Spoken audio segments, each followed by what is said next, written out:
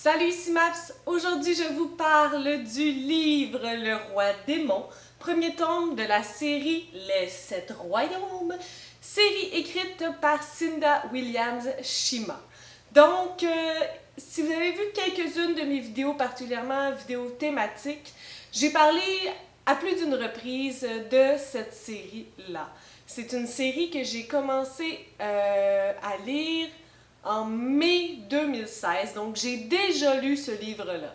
Mais j'ai lu le 1, j'ai lu le 2, j'ai eu le 3. Malgré ce que ça dit en arrière, que c'est Le Roi Démon est le premier tome d'une trilogie, eh bien, j'ai découvert qu'il y avait un tome 4. En fait, j'ai pas découvert. En finissant le tome 3, on se doute bien que ça ne finit pas comme ça. Donc, j'ai essayé de me procurer le tome 4 par tous les moyens possibles. À la bibliothèque municipale, il n'y avait plus aucun livre de cette série-là. Je ne sais pas pourquoi, je ne sais pas ce qui s'est passé. Alors, j'ai remué ciel et terre pour retrouver tous les tomes parce que j'aime beaucoup cette série et pour trouver le maudit tome 4 parce que je veux savoir comment ça finit, Seigneur. Le tome 4 est aujourd'hui en ma possession. Cependant, je voulais vraiment les relire parce que ça fait 2 ans que j'ai commencé cette série-là. Malgré que je me souviens assez bien des personnages et de l'ambiance, je me disais que relire la série et la lire au complet, back-to-back, proche, rapproché tout du moins, ça irait peut-être mieux pour conclure ça, puis j'aurais comme un meilleur sentiment, un sentiment plus frais en tout cas de tout ce qui s'est passé préalablement. Donc, malgré que c'est quasiment un de mes principes de ne pas relire de livres, j'ai tenté l'expérience avec celui-là. Et en fait, je vais tenter l'expérience avec les 3 tomes pour éventuellement finir avec le 4e. Le Roi Démon. C'est dans un univers fantastique. C'est un univers où il y a de la magie. Des magiciens, entre autres, qui peuvent utiliser leur pouvoir. Il y a des gens qui construisent des amulettes, qui confectionnent, qui fabriquent des amulettes pour restreindre ou emmagasiner le pouvoir des magiciens. Et il y a beaucoup de choses qui se passent qui ne sont pas expliquées, mais particulièrement à la lignée de la reine, de la princesse. Tout ça a commencé avec Analea, la première reine. Donc aujourd'hui, dans un univers magique, nous allons suivre de façon majoritaire 2 personnages. Le premier personnage que l'on suit, c'est Raiza. Raiza qui est l'héritière au trône, qui est actuellement la princesse. Raiza, c'est une jeune fille qui a presque 16 ans. Donc, quand même assez jeune, mais à 16 ans dans ce monde-là, c'est considérée comme un adulte. Donc, elle est tout près de la cérémonie qui va faire en sorte qu'elle passe vers l'adulte et qui dit adulte dit mariage. Donc, tout ça trotte un petit peu dans l'air pour Raiza. Raiza, c'est un personnage fort avec des idées fortes, avec un caractère assez carré, mais qui est honnête, qui est intègre et qui veut savoir la vérité, qui ne veut pas être caché derrière la noblesse, l'aristocratie. Non, elle veut savoir les vraies choses, elle est porteuse de changement. Lorsqu'il y a des problématiques, elle est dans l'action, elle n'est pas passive, mais ça va un petit peu avec son âge aussi. Elle y va souvent les yeux fermés, si on peut dire. C'est un personnage que j'adore Raiza. C'est un personnage inspirant, c'est un personnage incroyable. Un de mes personnages préférés à vie, c'est certain. L'autre personnage que l'on suit beaucoup, c'est Han Alister. Han Alister a 16 ans et il vit dans un quartier un petit peu plus pauvre. Pour survivre et nourrir sa mère et sa sœur, il a été pendant quelques années un voleur. Donc il y a des camps, différents camps qui volent les autres et qui font un peu de l'argent là-dessus. Pendant plusieurs années, il était très craint parce qu'il était très bon dans ce rôle de voleur. Donc, il y a eu plusieurs surnoms, il se faisait appeler Gourmette. Mais Han Alistair, lorsqu'on le rencontre, c'est un garçon vraiment avec un bon fond. Tout ce qu'il a fait au départ, c'était pas par pur plaisir, c'était par grande nécessité. C'est un garçon qui a toujours les pieds dans les plats. Peu importe ce qu'il fait, ça tourne toujours mal.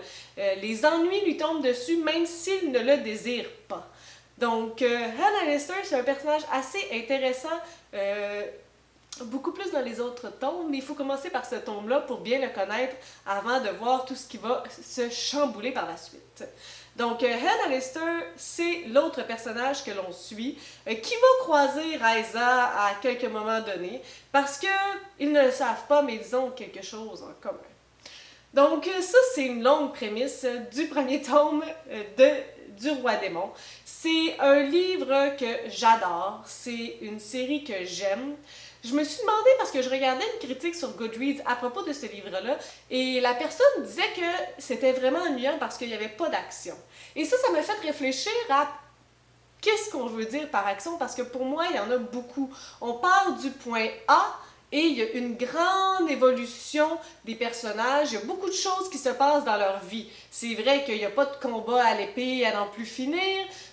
C'est vrai que il n'y a pas un chamboulement entier. C'est le premier tome, on met les bases, on s'assure qu'il y a un petit peu de choses qui ne se passent pas comme prévu, qu'il y a des renversements, une couple de choses qui nous tiennent attachés. Puis moi, ce que j'aime beaucoup, puis ce que je trouve qui est bien écrit dans ce livre-là, c'est que, première chose, avant qu'il se passe des rebondissements, il faut que je m'attache aux personnages. Il faut que tu me les présentes, il faut que tu me parles de leur personnalité, il faut que je la vois, leur personnalité, il faut que je la sente, il faut que je me sente proche de ces personnes-là.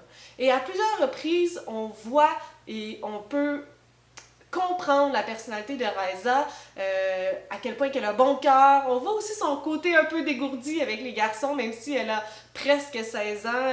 Elle n'est pas insensible aux différents charmes autour d'elle. Donc, on apprend vraiment à la connaître et on l'apprécie avec ses forces et ses faiblesses. Puis une fois que j'apprécie le personnage, il peut se passer mer et monde, je vais le suivre jusqu'à la fin. Donc ça, pour moi, c'est quelque chose d'important et ça fait en sorte que l'action est plus significative. S'il y a un personnage qui meurt proche du personnage que j'aime, ça va d'autant plus m'affecter si j'aime le personnage que si j'en ai rien à foutre.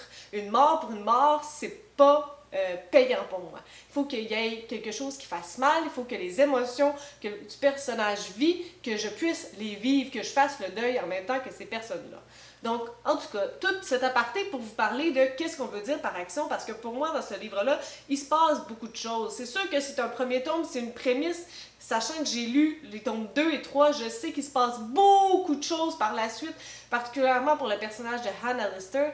Donc, c'est sûr que là, je trouve que comparativement aux autres tomes, il s'en passe moins, mais c'est une relecture, donc il y a plein de choses particulières de l'ambiance de la relecture, qui n'est pas pareil que la première fois que tu découvres un ouvrage. D'ailleurs, je parlais beaucoup de Han Alistair dans mes vidéos, mais il y a aussi le personnage de Amon, que j'avais comme oublié, mais j'avais pas oublié, mais dans ce livre-là, Amon il est vraiment sweet. C'est ce genre de garçon qui est toujours bon deuxième. Si je peux faire une comparaison avec la sélection de Kierakas, Amon, c'est Aspen. Aspen, tu sais, qui était en amour avec America, puis finalement, il finit bon deuxième. Un autre livre où on a comme ce genre de personnage bon, tellement présent pour la princesse, qui est comme son meilleur ami, qui voudrait plus, mais c'est pas nécessairement possible, qui est tellement bon, qui en est tellement trop bon, tu sais, c'est genre de trop bon caractère, genre de gars que tu rencontres pas vraiment dans la vraie vie. Là. Je suis pas sûre que je pourrais nommer des gars aussi doux et bienveillants que des personnages comme Amon, comme Aspen ou comme Finn dans Les Sœurs Sorcières. Ça aussi, c'est vraiment un genre de personnage comme bonbon, un personnage qui nous met tout à l'envers, mais qu'on rencontre vraiment pas beaucoup dans la vraie vie. Il y en a, là, c'est sûr, mais c'est quasiment bon qu'il y en ait comme bonasse. Et je trouvais ça particulier parce que en lisant le tome, je me suis dit, oh mon Dieu, Amon, pourquoi je me souvenais pas à quel point je l'aimais, mais je me suis souvenu de qu'est-ce qui se passe par la suite, puis de pourquoi je pouvais pas l'aimer. Mais bon, je vous dis ça, puis j'imagine que vous êtes comme, mais pourquoi tu nous dis ça? Là, dis-nous ce qui se passe. Ben non, je vous dirai pas ce qui se passe. Donc, si vous voulez le savoir, ça, c'est le premier tome de la série Les Sept Royaumes. Le Roi Démon. C'est une série fantastique. Young Adult, parce qu'il y a vraiment pas de base de sexualité, là. Raiza donne des petits becs, puis c'est pas mal tout. Young Adult, oui, c'est un public plus jeune, mais vous voyez, même les personnes de 26 ans comme moi aiment ce genre de littérature. Donc, si ça vous tente, quelque chose comme ça, c'est pas de l'action comme des batailles à l'épée, tout le temps, des flèches qui tuent tout le monde partout. C'est pas une action comme ça. C'est vraiment centré sur les deux personnages. Il se passe beaucoup de choses autour, c'est sûr. Mais c'est parce qu'on s'accroche à ces personnages-là qu'il y a beaucoup de choses qui se passent dans leur vie. Sur ce, j'arrête d'en parler. Si vous avez des suggestions, des critiques, des commentaires, vous pouvez toujours le faire en dessous de ma vidéo. Je publie des vidéos à tous les 3 jours. Donc, si vous aimez ma chaîne, vous pouvez vous inscrire à ma chaîne, mettre des petits pouces sur mes vidéos ou peser sur la cloche qui fait en sorte que ça vous envoie des notifications lorsque je publie une nouvelle vidéo. Sur ce, je vous souhaite de bonnes lectures!